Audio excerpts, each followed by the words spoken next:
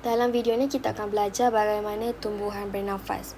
So, kebanyakan tumbuhan menjalankan proses pertukaran gas dengan persekitaran melalui daun, batang dan juga akar.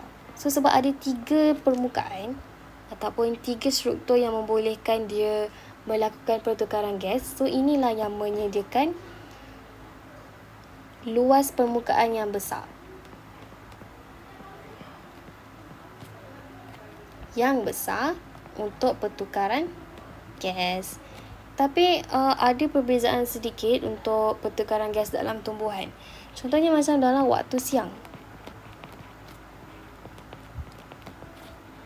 Pokok akan menyerap masuk karbon dioksida dan juga oksigen dan membebaskan karbon dioksida serta oksigen.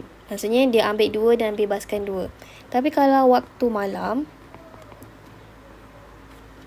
pokok akan ambil oksigen only.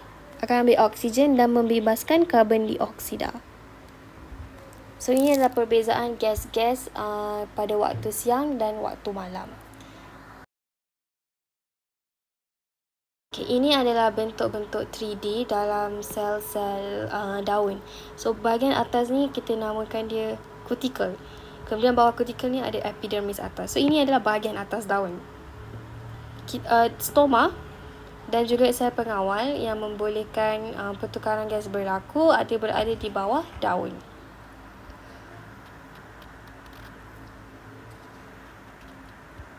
So, mari kita lihat struktur-struktur dalam daun.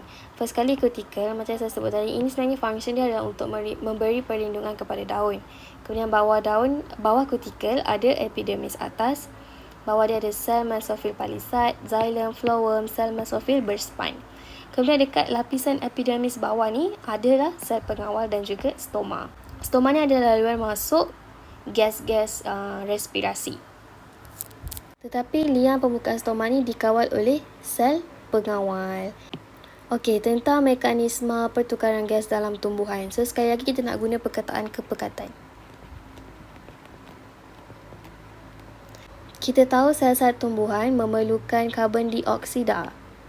Karbon dioksida untuk melakukan proses fotosintesis.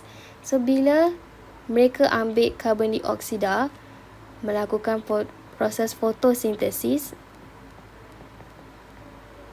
mereka akan bebaskan oksigen. So, sebab itulah dekat dalam ni, kepekatan karbon dioksida adalah rendah. Manakala kepekatan oksigen adalah tinggi. Dekat bahagian luar stoma pula adalah sebaliknya.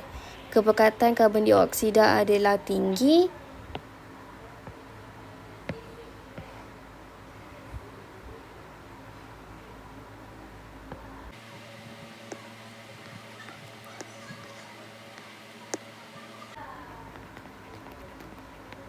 Manakala kepekatan oksigen adalah rendah. Okey, so bila berlaku perbezaan kepekatan ni, jadi pertukaran gas akan berlaku. Jadi karbon dioksida daripada luar akan masuk ke dalam rongga ataupun ruang dalam sel ini. Kemudian daripada ruang tu dia akan terus masuk ke dalam sel. Kemudian sel-sel ni akan melakukan proses fotosintesis dan membebaskan oksigen. Jadi oksigen dari dalam akan dibebaskan keluar.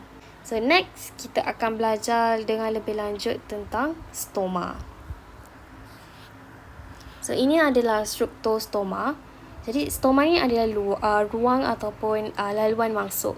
Manakala yang ini dua ni pula adalah sel pengawal. Selain daripada udara, air juga boleh keluar masuk melalui stoma. Stoma terbuka ataupun tertutup disebabkan oleh beberapa faktor. So, antaranya macam bila waktu siang, stoma akan terbuka. Bila waktu malam pula, sebab tak ada cahaya, jadi stoma akan tertutup. Selain itu, stoma juga akan tertutup bila cuaca adalah sangat panas dan hilang banyak air. Bila sel tumbuhan tu hilang banyak air, so stoma kita akan tertutup. Jadi bagaimana air ni boleh meresap masuk atau keluar, kita panggil melalui proses osmosis.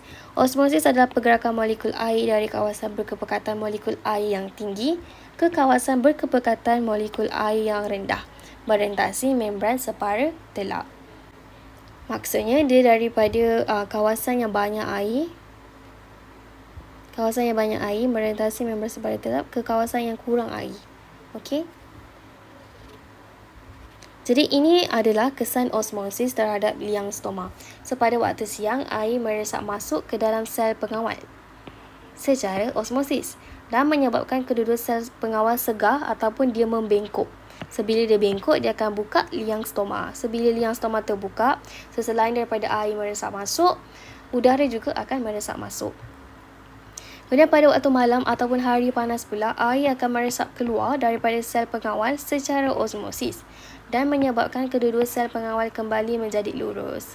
Bila dia dah lurus, jadi liang stoma pun tertutup dan udara pun tak dapat keluar masuk. Jadi itu sahaja untuk chapter ni. Seterusnya kita akan belajar tentang pengangkutan.